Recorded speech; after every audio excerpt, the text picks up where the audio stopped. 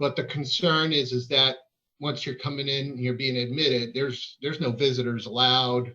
I don't know if there's communication. What is it like seeing it there? What would someone expect from that experience? I'll tell you. So I just, as Joe, I think I told you right before we got on here, about 2.5 hours ago, I just submitted a piece to the New York Times to this point. I will tell you that this is unlike anything in my career, and I hope that I never see again. To see people enter the hospital, enter an emergency room, to be considered for COVID, to be transferred to a COVID unit, to be transferred to an intensive care unit, to subsequently not be able to take a deep enough breath to get oxygen into your lungs, is probably the scariest thing that one can imagine. And to do this virtually alone is probably one of the most sad, disheartening things that many of us in this profession see. Because there's three reasons.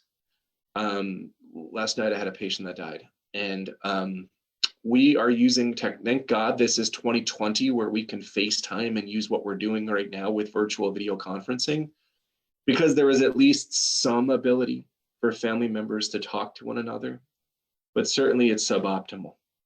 To know that a family member is waiting at home for a phone call, and waiting for a phone call repeatedly by a staff that's overburdened because frankly, they're just so darn busy with taking care of these patients. I can only imagine, as a parent of 4 children and a person who's got both of his parents thankfully living, that is a phone call that you don't want to wait to have. It's scary.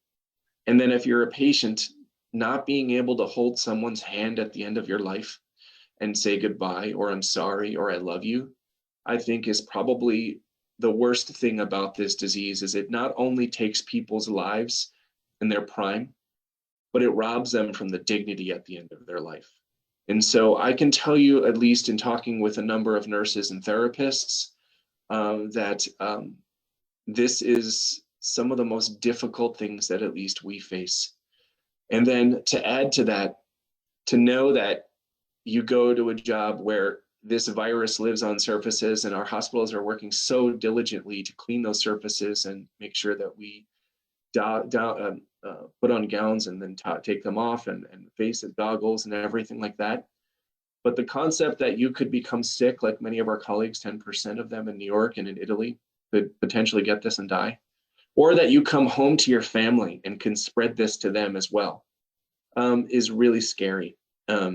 So there are so many elements of just us just enduring this horrible tragedy that we're facing right now.